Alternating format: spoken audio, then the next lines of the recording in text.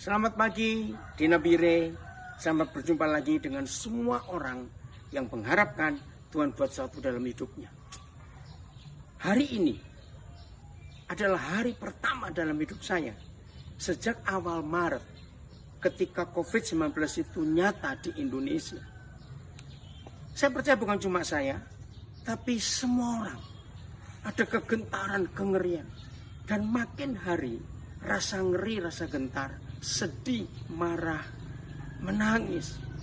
Dengan begitu banyaknya kematian, sakit, penyakit, perlawanan masyarakat, pemerintah yang begitu sibuk, presiden kita yang luar biasa. Tapi hari ini, hari pertama dalam hidup saya, sejak awal Maret itu ada sukacita, ada pengharapan yang luar biasa.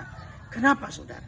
Kemarin tanggal 22 April 2020 jam 15 WIB.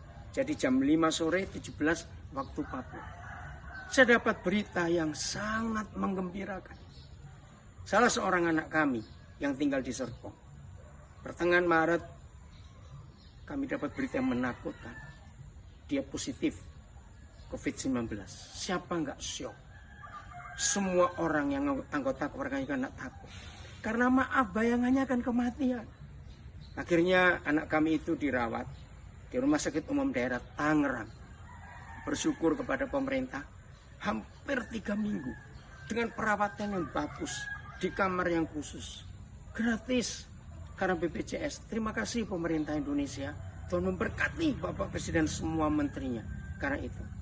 Nah, setelah hampir 3 minggu kurang dikit, dia dinyatakan bebas, sudah negatif, dan dia pulang. Tapi harus tetap jaga diri untuk beberapa saat masih mengisolasi diri. Kemarin Rumah Sakit Umum Daerah Tangerang telepon dia.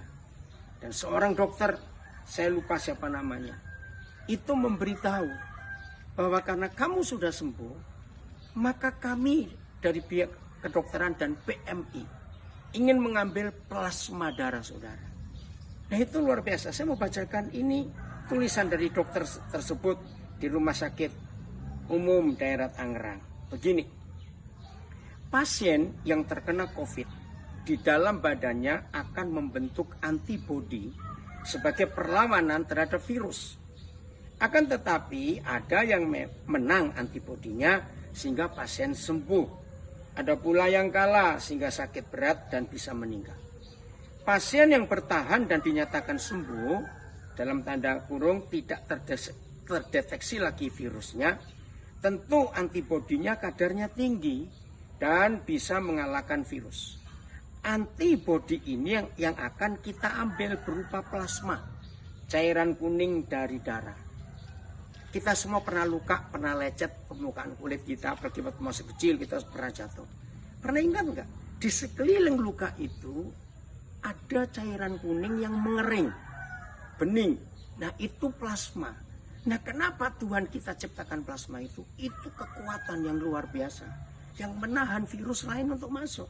Terima kasih Bapa di surga bahwa di dalam tubuh kami Kau ciptakan sebuah kekuatan yang luar biasa. Terima kasih untuk itu. Saya baca lanjut. Nah ini belum selesai. Maaf. Nah, plasma ini yang tentunya mengandung antibodi terhadap virus COVID. Kemudian kita masukkan ke pasien yang sakit berat untuk membantu eliminasi virusnya. Plasma akan diambil sekitar 400 mili dengan alat khusus di PMI. Berapa lama jarak untuk dapat mendonorkan lagi tentu akan dinilai. 1. Apakah kadar plasma donor cukup antibodinya? 2. Kondisi kesehatan donor dan sebagainya.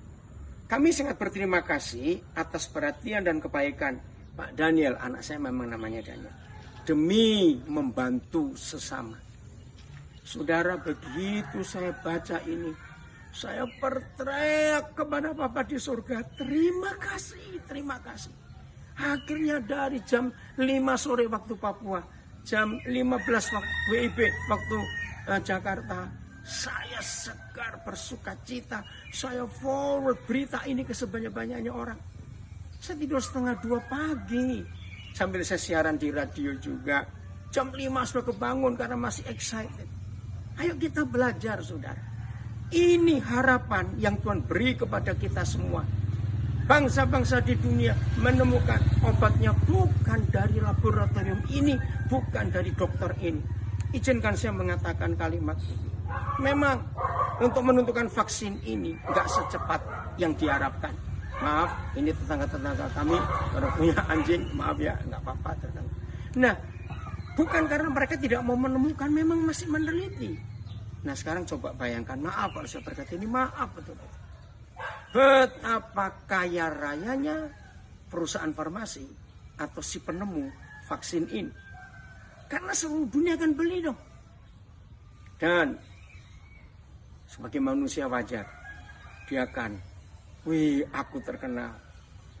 Saudara yang dikasih Tuhan, Papa nggak izinkan itu. Karena harus dia sendiri. Yesus Kristus Tuhan.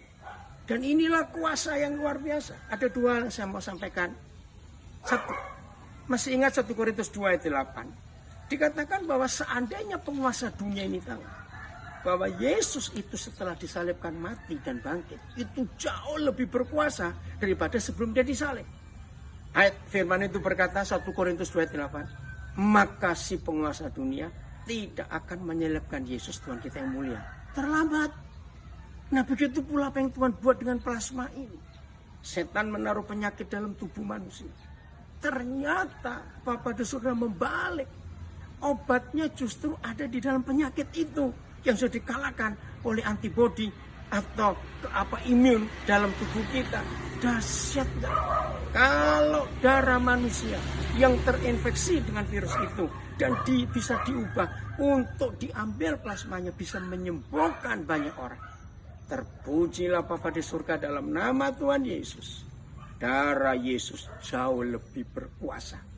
Maka itu beritakan kepada seluruh Indonesia, ada harapan.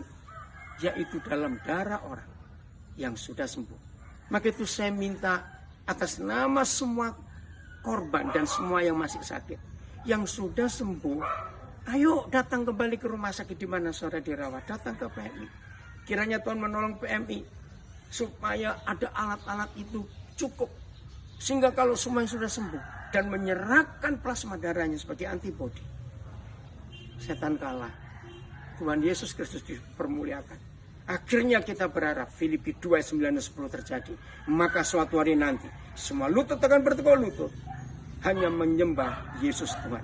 Dan semua lidah akan mengakui Yesus itu Tuhan. Mari kita bersyukur ada harapan.